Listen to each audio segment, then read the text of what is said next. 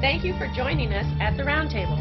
Brought to you by Community Education Arts, a nonprofit organization based in Noblesville, Indiana.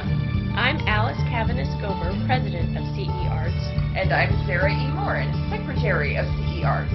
Let's sit down at the Roundtable.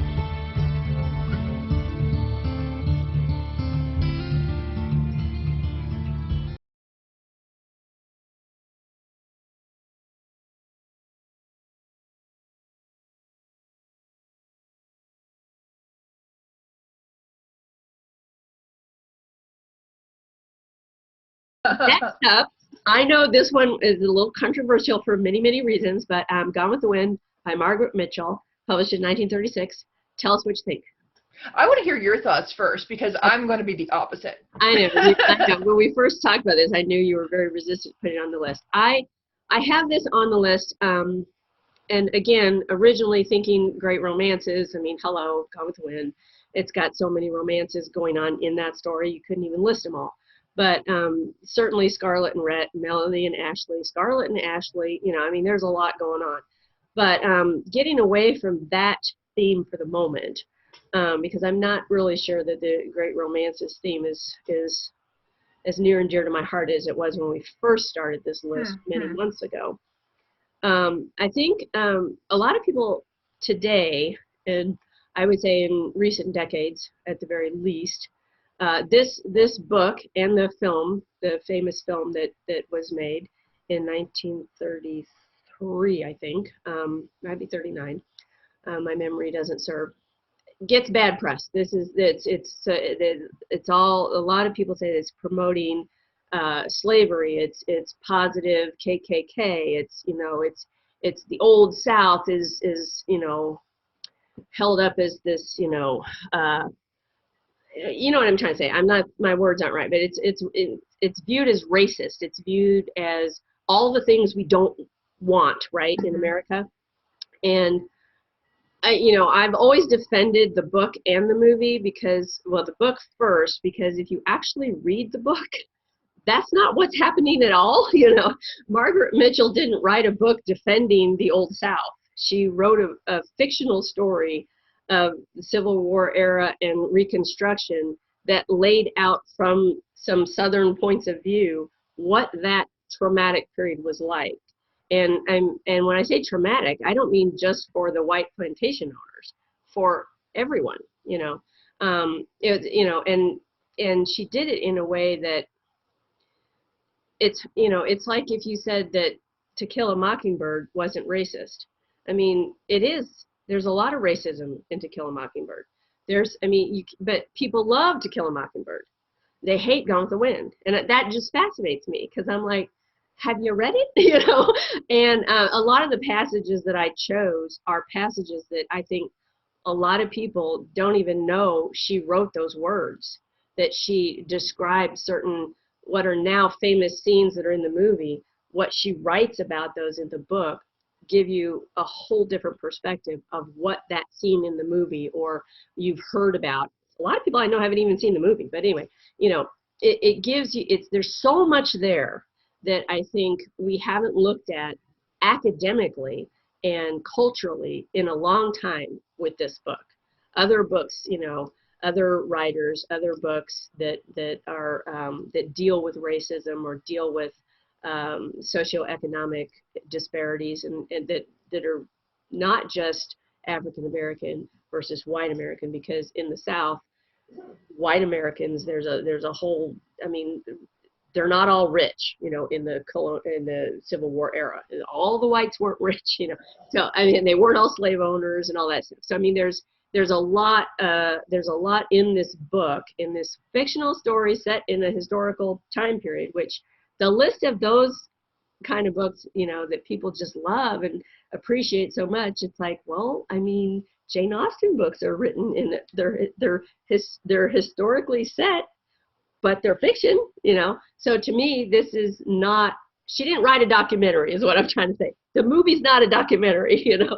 So I have a soft spot in my heart for this this book and the movie, but we're not picking movies, we're picking books. But definitely the book, because the book is so much richer than I think what a lot of people realize. in terms of the characters, in terms of the action, what happens. And then when I was looking at our list again in terms of, this war on the virus, this pandemic situation we're in, it struck me that this is a book about, what happens to people, these certain characters in a war zone. This is war, and at least a good half of the book, in bookended by the first part and the end, which is Reconstruction. The first part is pre-war, then there's the war, then there's the Reconstruction stuff. The war part, people are going through a lot of the same emotional stuff now, today, because of this quarantine, this lockdown, this virus, this threat of death, as a war zone would be. And so I found some of the passages that I'd selected, I heard them and internalized them in a different light. So when we're talking about passages, if this is one of the books that gets chosen, I think we are going to have a whole new look at Gone with the Wind by Margaret Mitchell than maybe a lot of people would expect. Which is not to say that we wouldn't have to deal with some of the stereotypical, prejudicial, discriminatory elements that people find in this book, and that certainly she's describing accurately for that time period. So that's my little nutshell, long-winded version of why I like this book so much for our project. Mm-hmm. Well, I would put Gone with the Wind in the same classifications as the year we did Wuthering Heights. Yeah. Where you love Wuthering Heights, I hate Wuthering Heights, but that's why it made a good book. Yeah. Because of those perspectives. And so I think that my history with Gone with the Wind is I first tried to read it. It was on a reading list in the 6th grade. And we had all these different books we could read for different levels of points. And I'm like, I'm going to read the one with all these 64 points if I read this book. I hated it. Of course, I was 12. Yeah. And so I think that's kind of why we have NICE, is for the people who read something in school, could not relate to it. Can we later on find something we can relate to? But I also think that it's something I'm going to love to hate on, which is going to be good discussion. I mean, I'm open to taking a second look, but I think I found Scarlett to be an entitled brat. Really? Oh yeah. Yeah, I found her to be an entitled brat. That blows my mind because you like Jane Austen and her heroines that, fight against the norms of what society expects of them. It is absolutely astonishing to me that's as deep as you went with Scarlett. Because well, remember I was 12. I know you were, and that's why I really would like to, give this one a chance, because there's so much in this book about the role of women.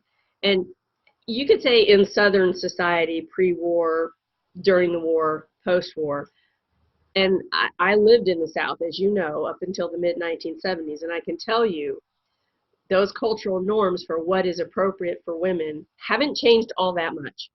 And, that Scarlett is what Rhett Butler says, what a woman, I mean, that she is the epitome of a woman trying to survive and make it, and often acting and behaving against the norms of society. Yet her personal reasons, are often absurd, and I find great humor in that in myself. But the deeper part of what Margaret Mitchell's character is doing is acting out of the norms of society. She's not acting the way a woman's supposed to act. The only other women who can act like that are the Belle Watlings, who are, the prostitutes, who have thrown out convention. Scarlett's doing that and trying to stay in the conventions, or at least in that part of society. And it fascinates me that this rich character gets so slammed by women today, even, because it's like, really? Are you saying it's kind of like how if you have today, like a female supervisor and a male supervisor showing the exact sort of, confidence, maybe having overpowering opinions, that it's seen as an asset in a man, and it's seen as, well, that lady's just really, Is that kind of what you're seeing in Scarlett? Yes, and I think especially when you have the juxtaposition of Melanie Wilkes's character that is all sweetness, and she is the absolute epitome of Southern gentlewoman. And yet at some point in this book, there's a moment in the book, and it's in the movie, but it's people don't really see it as clearly as the way it's written in the book, when Scarlett realizes that Melanie has the same steel within her that she herself has. They just use it differently.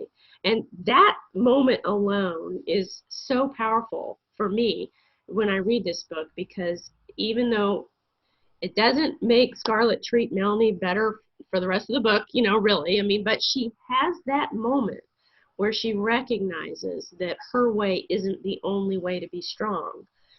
It doesn't change her behavior that much, but she has that appreciation. She sees it. Margaret Mitchell lets us see that. Because when I was 12, I thought Melanie was just the most ridiculous doormat. I loved her because she was Olivia de Havilland in the movie, and I love Olivia de Havilland.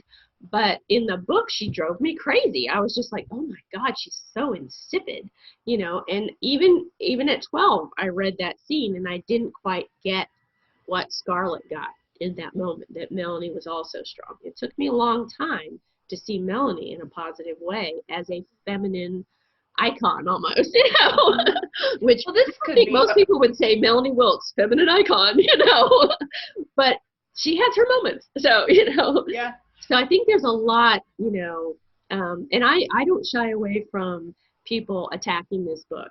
You know, I've written several reviews of the movie that defend certain elements of it, but those reviews always go back to the book and what the real, you know, the writing, you know, and the fact that, you know, name any other movie or book that is a fictionalized story set in a historical time period, and they do not get the kind of blankety blank that this story gets, you know, and that speaks that to me that there's a lot of controversy in how African Americans are depicted in this book, how and you know that's a whole other conversation, you know, right, which I'd love to have that conversation, and especially in a wartime situation, and especially in what was going on in that time period.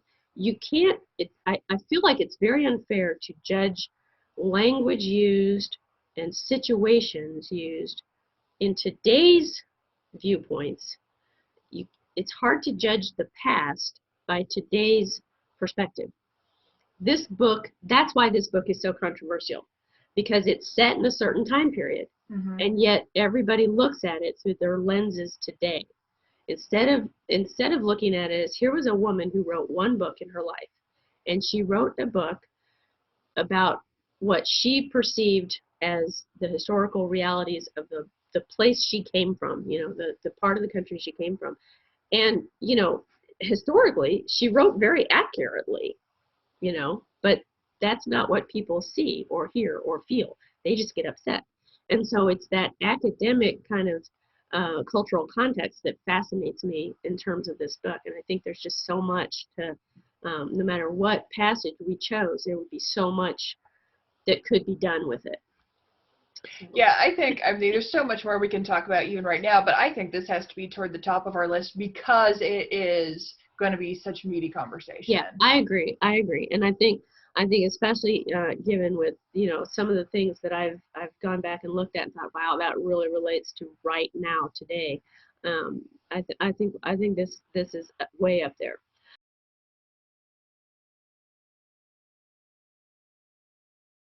This has been At the Round Table with Alice and Sarah E. of Community Education Arts. Our nonprofit organization is based in Noblesville, Indiana. You can find us online at cearts.org. This activity made possible in part with support from the Indiana Arts Commission and the National Endowment for the Arts, a federal agency. We'd like to thank James Weston for writing our intro music and for his technical savvy. Join us next time at the Round Table.